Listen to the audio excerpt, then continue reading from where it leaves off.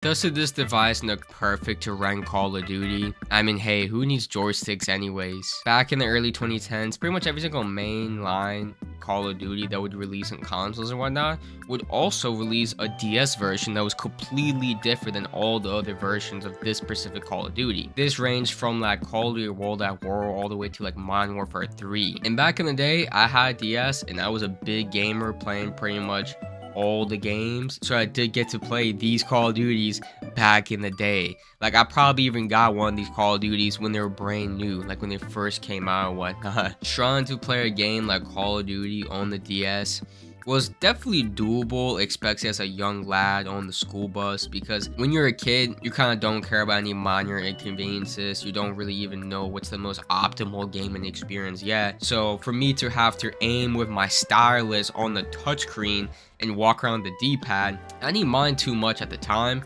but looking back at it, clearly that's a horrible way to control the game, and is probably why this is definitely one of the worst ways to experience Call of Duty.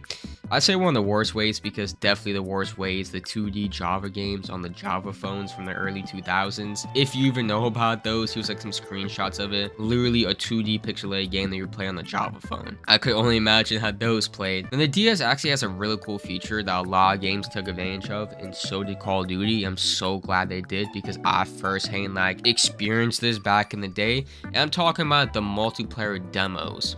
So let's say one kid had the game, like Call of Duty 4. This is exactly what happened on my school bus back in the day in elementary school. One kid would have the game, and then a few other kids would just have a DS, and then you would go in like this special app, and you would download a temporarily demo of the multiplayer to just play with your friends for that short period of time while you're just right next to the kid who has the game. And that was actually a pretty cool thing, and I wish we had more features like that nowadays, because you know, in 2026, if you've been following the gaming space, especially over the course of the past few years, it's been not the most ideal for the consumer. Like you and I who just want to play video games is not the most ideal experience. I guess this doesn't really need to be said since you've probably already seen it, but of course the graphics are, you know, pretty poop since it's the DS. It's very, you know, pixelated, not as pixelated as the Java phone, but to have these completely separate games, like they weren't even necessarily like playing on the same storyline as the main games. Like they kind of just like had the cover of the main game to make sales,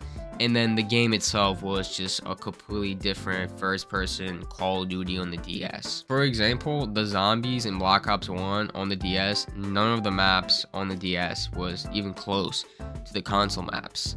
And of course, the console maps like Kino, Deterrent, and whatnot, dude, classics. Definitely way better than the DS. As a kid, it was definitely something that was playable, and I didn't mind to play. I actually enjoyed playing it, dare I say, back in the day. And in 2026, I really don't think you need to experience these games if you didn't, because there's so many better Call of Duties. Like, even the Call of Duty I made a video about recently that everyone forgot about, Black Ops Declassified for the PS Vita, even that game is a lot better than the DS versions. And if you missed that video, well, it's on screen right now, so you can just click it to go watch it.